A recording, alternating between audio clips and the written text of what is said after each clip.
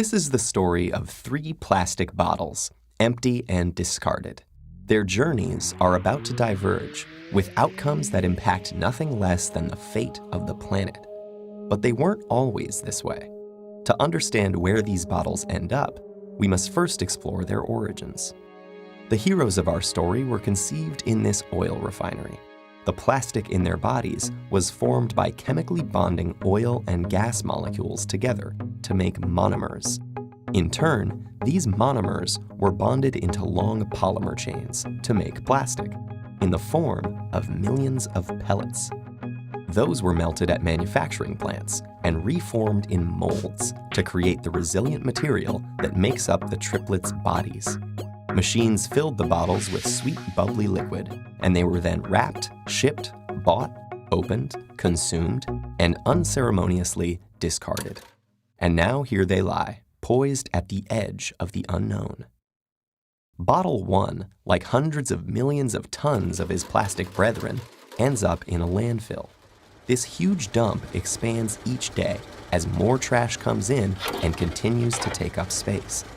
As plastics sit there being compressed amongst layers of other junk, rainwater flows through the waste and absorbs the water-soluble compounds it contains, and some of those are highly toxic. Together, they create a harmful stew called leachate, which can move into groundwater, soil, and streams, poisoning ecosystems and harming wildlife. It can take bottle 1 an agonizing 1,000 years to decompose. Bottle 2's journey is stranger, but unfortunately no happier. He floats on a trickle that reaches a stream that flows into a river, and a river that reaches the ocean. After months lost at sea, he's slowly drawn into a massive vortex where trash accumulates, a place known as the Great Pacific Garbage Patch. Here, the ocean's currents have trapped millions of pieces of plastic debris. This is one of 5 plastic-filled gyres in the world's seas, places where the pollutants turn the water into a cloudy plastic soup. Some animals, like seabirds, get entangled in the mess. They and others mistake the brightly colored plastic bits for food. Plastic makes them feel full when they're not, so they starve to death and pass the toxins from the plastic up the food chain. For example, it's eaten by lanternfish. The lanternfish are eaten by squid. The squid are eaten by tuna. And the tuna are eaten by us.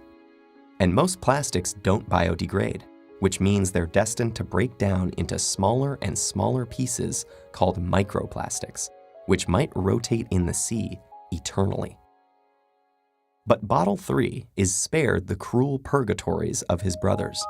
A truck brings him to a plant where he and his companions are squeezed flat and compressed into a block.